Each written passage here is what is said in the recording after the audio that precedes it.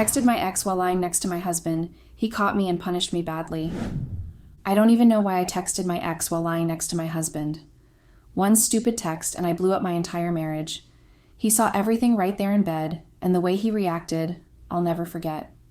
That one text set off a chain of events that destroyed everything I thought was safe, and what he did still haunts me to this day.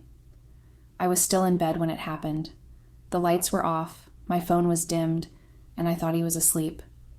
I typed those 4 stupid words and hit send, and then I felt him move. He didn't even shout when he caught me. He just looked at me at first. Then he just took my phone and started scrolling. That's when I knew I had messed up badly. We weren't in a bad place, at least not openly. I've been with my husband Josh for 6 years, and he has been the best thing that has ever happened to me. He is what every lady would possibly dream for in a husband. He was handsome, family-oriented, devoted and very responsible, and also well-to-do. He always gave the kids and me everything we wanted. And yeah, our marriage gave us 2 beautiful kids, Ella and Michael. We had everything one could ever want, but if I'm being honest, there was one thing I wanted more or wished was better, the sex. Don't get me wrong, it wasn't bad. We had great moments, no doubt. But with Austin, my ex, it was different. He just always knew how to get it right. He understood my body like it was second nature to him. Austin wasn't just a fling. He was my college love, the guy I did all the wild, reckless things with, the person I went clubbing with till sunrise, sneaking out of parties just to hook up in the back of his car, the person I traveled with on a whim, staying in cheap motels and laughing like we had the world to ourselves.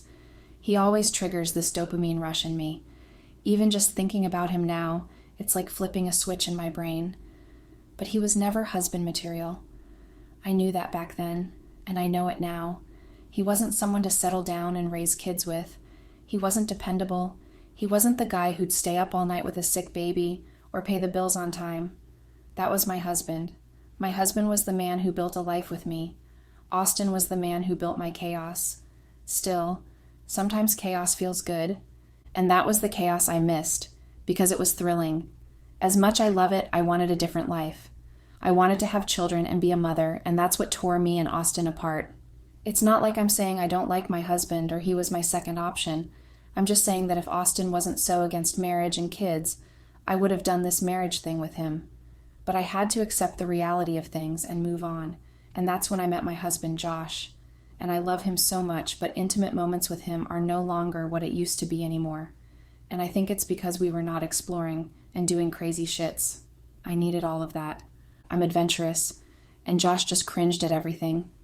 He's mostly not interested and just prefers what he calls normal sex, and that kind of put a wall between us. I don't know if he felt it, but I did, especially since I've got a pretty high sex drive. It was affecting me badly, and it started spilling into other parts of our marriage. You know how trying out new things in the bedroom can make you feel closer and keep the spark alive? Yeah, Josh wasn't into any of that. He'd shut it down before it even started. With Austin, I never had to beg for that. We could have explored intimacy anywhere, in risky but private spots, in ways that kept the excitement high. And I need to say that this is what I wanted for me and Josh. I get we were married with kids and shouldn't be doing reckless things, but that didn't change the fact that exploring sexual fantasies wouldn't have made things better. Honestly, I think he was more focused on being a good father than satisfying his wife in the bedroom. I'm not against that. I actually appreciate that, and that's one of the things I love about him. But that doesn't mean he should be boring in bed, because he was, if I'm being honest. That's why, when I bumped into my ex while I was coming back from an event, things went a little further than they should have. Honestly, I wasn't even thinking about any of that when I first saw him. I was walking through the parking lot, half looking at my phone, when I heard someone call my name. I looked up and then I saw him leaning on his car with that same grin I remembered. We were just genuinely excited to run into each other. We caught up, talked about a lot of random stuff, and even joked about how he misses me. I guess that's just life. We ended up exchanging numbers and started chatting again. It felt easy because we didn't break up on bad terms. We just wanted different things back then and moved on. Although, yeah, it was painful at the time. When we were texting, we talked about a lot of things, and that's when I found out he still hadn't really settled down yet, as expected of him. But he did have a girlfriend. He said the relationship was serious, and I joked with him, saying if he actually settled, then that would be betrayal. He laughed and said people change, and I told him he better not change. I didn't say that because I wasn't happy with the life I had. I was more than grateful. But it would sting a little to know that my ex, who once swore he wasn't into marriage, was now planning to get married after we were done. So I said it from that point of view. Anyway, he asked me about my family, and I told him how sweet my husband was, how everything was great, except for the intimacy part. I've always been open with him like that. He's not a stranger. There's never been anything to hide. He was literally my best friend once, even though we hadn't spoken for a while. And honestly, it was better that way. Staying apart made things easier for us then, so we just kept talking, and honestly, it felt so normal. We were laughing about stupid stuff, making fun of each other like no time had passed. He even said he couldn't believe it had been this long, and that I still laughed and sounded the same. After that first night, it just kept going. But the more we talked, the easier it was to slip into those longer and deeper conversations, especially when it turned into an hour of laughing over the stupid things we used to do. After a few days, it wasn't just random check-ins anymore. I was telling him things I hadn't even told my friends, little frustrations, how I felt about certain things at home, and stuff I usually kept to myself. And he started opening up too, telling me about his girlfriend, how she didn't always get his sense of humor, and how sometimes he felt like he had to filter himself. And I got his point because Austin was the kind of person who could make a joke out of anything, even serious stuff, and that can rub people the wrong way, especially when you don't understand his personality or jokes. And that's when I realized that we were falling into that old pattern again, the one where we became each other's safe place. But I didn't think much of it at the time because I wasn't really looking forward to anything.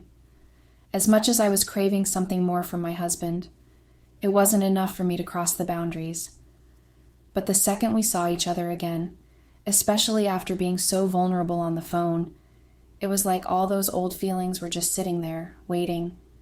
We tried to keep it light, just talk like friends, but every look and every smile felt heavier. At some point, we just stopped talking. Then he leaned in, and I didn't move away, and we kissed. And once that happened, there was no pretending anymore. We both knew exactly where this was going. We couldn't keep it in, and we couldn't play it off like it was nothing. So we left, went to his car, and yeah, we did it right there because we couldn't wait. It was intense, stupid, and reckless. One of the things that opened the door to other sinful things I shouldn't have engaged in as a married woman. If that day didn't happen, I wouldn't have been punished so badly by my husband. But then it did, and that's how things drastically changed between me and Austin. We started reminiscing about the sexual moment and how crazy and intense it was. Before you know it, we were sexting and planning for the next time and how it would go. I can't even believe I did all that. Anyways, we promised to keep it on the low in order not to provoke each other's partner. I knew it was wrong, but that's what I wanted at that point, and I thought maybe things were just meant to turn out that way. We hooked up again like twice, and that's when I brought up the idea of an open marriage to Josh, just to see what he'd say. I wanted to know if there was a chance to keep having sex with Austin without having to sneak around. It was not easy doing that, especially when you have children at home too. I needed to be considerate and not be fully consumed in my desires. So I randomly asked my husband what he thought of open marriage, and he said it wasn't for him. I told him I was just asking because a lot of couples were doing it now to spice things up, and he said he was happy for them, but he can't and doesn't want to share his wife with anyone. That made me feel bad, but then I had this crazy thought that brushed that guilt off. I told myself if I was hooking up with my ex, then he wasn't sharing me because my ex was always there before him. So technically, it was still the same thing. I know that's just so messed up. After listening to his thoughts on open marriage, I asked him what his sexual fantasies were, and if it included threesome, then that's when he asked me if I wanted a threesome, and I said no. His tone alone made me lie. I have actually thought about me, him, and my ex, Austin. I have imagined it and how crazy and amazing it would be. Just to spice things up because I felt our sexual life was dying, but Josh felt otherwise. So it was hard to even initiate anything beyond what we had. That's why I left it at that and continued sleeping around with my ex. I didn't bother him again with my questions and intentions. The leftover feelings of hooking with Austin and being intimate with my husband actually made things amazing. Our time in the bedroom got way better. That was my own way of keeping things alive between me and my husband. It made me not overthink things anymore or feel scared that we would crash soon. So in a way, I did this for us. That was also the push. The drive that didn't let me stop even when I knew it was wrong. Months later, my kids were on holiday. They went to their uncle's place, so it was just me and my husband at home. That made sneaking around a lot easier. During this time, my husband and I barely had anything physical going on because he was clearly occupied with a lot of work, and by the time he came home, he was mostly tired. We just didn't have the chance to do anything. Then one day, he came back from work earlier than usual, and because of that, my plans with Josh fell through. He freshened up and rested. When evening came, after we had dinner, we went to bed. He cuddled me at first, and then started moving his hands around me. I was clearly not in the mood that night. I was already a bit annoyed that things didn't work out the way they were supposed to. You could say I was sexually frustrated, and that made me give him body language that showed I wasn't interested in whatever he had in mind. Let's just say he got the memo and kept his hands to himself. A few minutes later, he was already sleeping. I literally saw his eyes shut, and I thought I was safe. I went back to sexting my ex. He sent me a dick pic saying it missed me, and I replied that I missed it too. That's when I felt movement beside me. At first, I thought he was just turning in his sleep, so I didn't even look up from my phone. But then I felt his hand brush my arm, and when I glanced over, his eyes were open and fixed right on my screen. I froze, and my heart just dropped. He didn't say a word. He just reached over, took the phone out of my hand, and sat up in bed. I tried to say something, to explain, but my voice wouldn't even come out. He scrolled, and I could see his jaw clench tighter with every swipe. He was literally reading every message and viewing every picture we've shared. I felt like my skin was burning just watching him read. Then, without even looking at me, he made screenshots of the messages and sent them to himself. Then he opened his messages app, tapped forward, and started sending everything, and I mean everything, to my parents, my siblings, and a few of my closest friends. I tried to grab the phone, but he pulled it back like I was nothing to him. The room was dead quiet except for the sound of him typing. I didn't even know what he was typing at the moment. My hands were shaking and I kept saying, "Please stop, please just stop," but he didn't even blink. He made sure every single person got those screenshots. It was like watching my entire life get ripped open in real time. I could already imagine the calls, the messages, and the way they'd look at me from now on. And as expected, the next morning my phone wouldn't stop buzzing. I already knew who it was before I even checked. My family. I didn't want to answer, but I also knew I couldn't avoid it forever, because they kept calling. I would have turned off my phone, but I didn't because I was hoping for my husband to reply to the text messages I left for him from the night before until that morning. Because after he sent those screenshots, he walked out of the house and I haven't known peace. So after ignoring calls from every one of my family members, finally, I picked up one of my sister's calls, and before I could say a word, she said I needed to come over to the house that minute. I didn't want to go, but they told me my husband was there. So I rushed over. I walked into my parents' living room, and it felt like a damn intervention. My mom was sitting with her arms folded, and my dad was looking like he aged 10 years overnight, and my sister was standing there like she was ready to fight me herself. It's just that I didn't see my husband and my sister say something about him leaving not long ago. No one even offered me a seat. My mom just started shouting and throwing insults at me. She said when she received the screenshots, she thought it was a prank, but then it turned out to be true, and she was so disappointed in me. I tried to talk, to explain, but the words wouldn't come out right. Every sentence sounded like an excuse to them, and their faces told me they weren't buying any of it. My dad finally said that I should go home and fix your marriage, and that's if it can even be fixed. Those words cut me deep. I left feeling smaller than I'd ever felt in my life. When I got back, my husband was in the kitchen, sipping coffee like it was any other day. I didn't know it yet, but he'd already made his next move.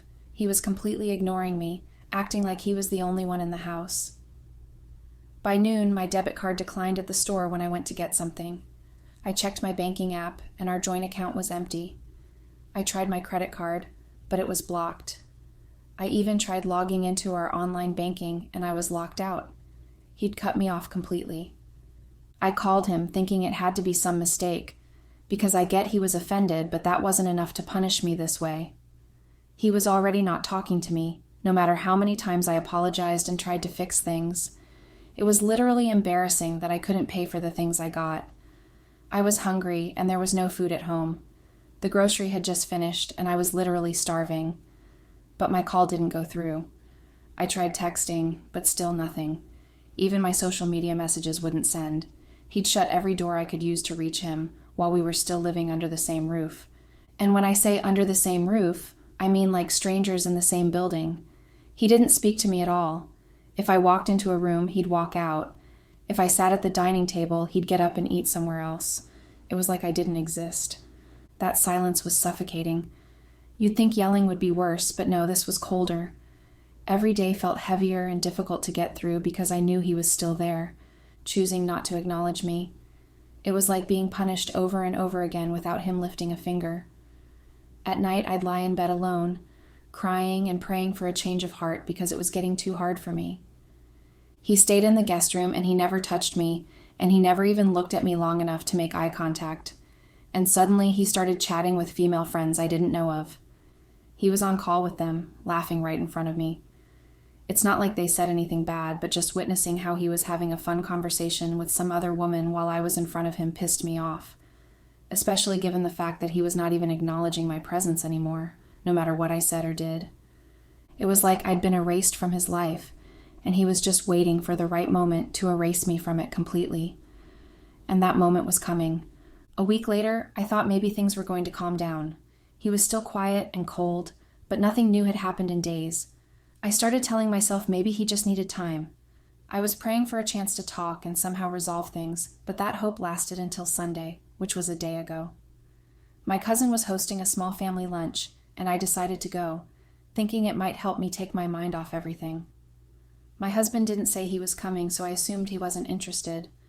Besides that, he doesn't always talk to me, and there was no way he would be interested in coming there. So I went alone. When I got there, I made small talk and tried to act normal, even though I could feel the stares from the family members who'd seen those screenshots. About an hour in, I saw him walk in. My stomach dropped. He didn't greet anyone, and he just walked straight over to me with a large brown envelope in his hand. For a split second, I thought maybe this was it, maybe he finally wanted to talk. But no. He set the envelope down right in front of me, in front of my whole family and a few of my closest friends, and said, "Read it." My hands were shaking as I opened it, and the first thing I saw was divorce papers. Everyone went quiet. I could feel all their eyes on me as I flipped through the papers, and then I saw them, page after page of screenshots, every filthy, embarrassing message between me and my ex, attached right there to the divorce documents. He said he had to make sure I wouldn't forget the reason why he was leaving me, that he wanted me to be reminded of the decisions that landed there. I wanted to disappear. I could feel my face burning, my heart pounding so hard it hurt. My mom covered her mouth, then just slumped. Most people gathered around her. My dad just shook his head and got up to walk away. I heard someone whisper some nonsense about me under their breath.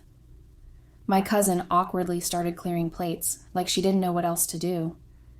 I looked up at him, hoping for even the smallest sign of hesitation or care, but there was nothing. He still had that same unreadable look he'd had since the night he caught me. Honestly, I almost wished he'd just yelled at me or called me names so we could fight it out, but he didn't do any of that. He didn't have to. This was the insult. This was the point.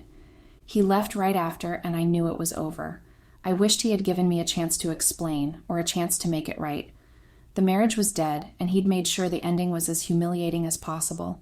The papers sat in front of me, but it wasn't the legal words that stuck in my head.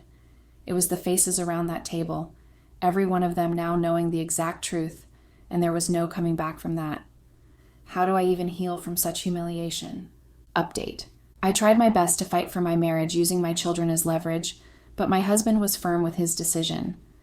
I hate to know that I'm the person who would make my children grow up in a broken home, because that's not the life I imagined for them. I'm scared they'll grow up hating me one day, and I wouldn't want that. What kills me is that I found out a week later, after my husband asked for a divorce, that I was pregnant. That's when I knew life was going to be hell for me. I called Austin, and he said I should get rid of it. I know how he feels about having children. I was sad, and honestly, I'm not ready to go through that journey alone, especially given the state of things and the fact that I don't have money of my own, since I was a stay-at-home mother. I know it's going to get more difficult each time, but I hope to try to make things better.